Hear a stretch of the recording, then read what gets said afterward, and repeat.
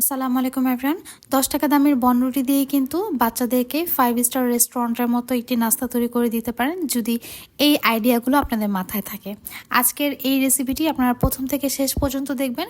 খুবই মজাদার একটি রেসিপি আপনাদের সাথে শেয়ার করব। আশা করছি আপনাদের সবার খুব ভালো লাগবে। একটু পাতলা পাতলা করে আমি এখানে চিকেনগুলোকে কেটে নিয়েছি। এখানে প্রায় 1 কাপ পরিমাণ চিকেন আছে। তার সাথে আমি এখানে অ্যাড করছি হাফ চা চামচ পরিমাণ আদা রসুন বাটা, মরিচ গুঁড়ো, ধনিয়া গুঁড়ো, তার সাথে আছে হাফ চা চামচ পরিমাণ গরম মশলা গুঁড়ো, পরিমাণ মতো লবণ, আর দিয়ে দিচ্ছি সামান্য পরিমাণে সয়া সস।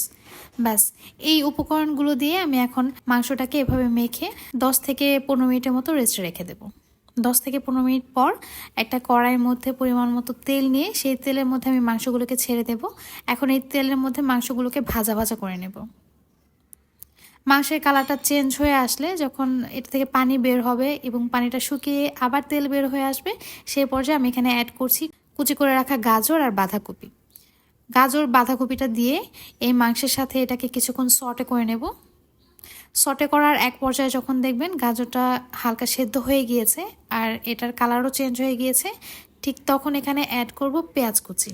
পেঁয়াজটাকে আমি সটে করে নেব। এটাকে ততক্ষণ পর্যন্ত ভেজে নেব যতক্ষণ না পর্যন্ত পেঁয়াজের কাঁচা ভাবটা চলে হালকা একটু নরম হয়ে আসে।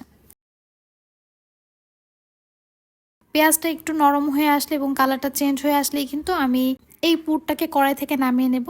আর এখানে আমি নিয়েছি 10 টাকা দামের 3টা রুটি। আমার কাছে গোল রুটি ছিল না, তবে গোল রুটি থাকলে এই নাস্তাগুলো দেখতে বেশ সুন্দর লাগতো। তবে যে রুটি ছিল সেটা দিয়ে আমি তৈরি করে নিচ্ছি। প্রথমে রুটিটাকে মাঝখান থেকে এভাবে কেটে নেব। তারপর কড়াইতে যে তেলটা আছে সেই তেলের মধ্যেই এটাকে আমি কিছুক্ষণ টোস্ট করে নেব।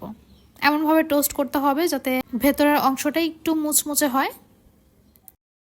সুন্দর করে টোস্ট করার পর এখন রুটিগুলো দিয়ে আমি নাস্তাটি তৈরি করে নেব। এজন্য 1 পিস রুটি নিয়ে তার উপর আমি হোমমেড মেয়োনিজ দিয়ে দিচ্ছি।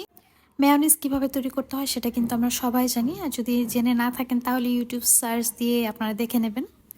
মেয়োনিজটা দেওয়ার পর যেই পুরটা আমি তৈরি করে রেখেছিলাম মাংস এবং ভেজিটেবলের, সেটা দিয়ে ওপরে আমি একটা স্লাইস চিজ দিয়ে দিচ্ছি। তার ওপর আরেকটা বান দিয়ে খুব সুন্দর করে অ্যাসেম্বল করে নিচ্ছি।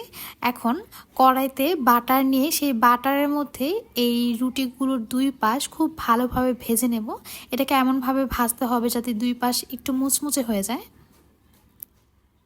একদম মুচমুচে হয়ে আসলে এখন এগুলো কিন্তু খাওয়ার জন্য একদম রেডি। এইভাবে নাস্তাটা তৈরি করে দেখবেন, এটা খেতে সাব স্যান্ডউইচের মতো লাগে। আমার কাছে এটা তো রেস্টুরেন্টের সাব স্যান্ডউইচের মতো লেগেছে, খুবই মজা হয়েছে। আপনারা বাসায় এভাবে অবশ্যই ট্রাই করবেন। এইরকম একটু বুদ্ধি খাটিয়ে নাস্তা তৈরি করে বাচ্চাদেরকে দিয়ে দেখবেন, তারা খুবই পছন্দ করবে, বাইরে থেকে আর কখনোই কিছু খেতে চাইবে না। আমি কিন্তু আমার বাচ্চাকে সবসময় বাসায় তৈরি করা খাবারটাই দিই। সে নিজেও কিন্তু এখন রেস্টুরেন্টের খাবারটা তেমন পছন্দ করে না, সে আমার হাতের এই নাস্তাগুলো খেতেই কিন্তু বেশ পছন্দ করে। আপনার বাসায় অবশ্যই ট্রাই করবেন, দেখবেন আপনাদের বাচ্চাও এই নাস্তাগুলো খুবই মজা করে খাচ্ছে। আজ এই পর্যন্তই, আল্লাহ হাফেজ।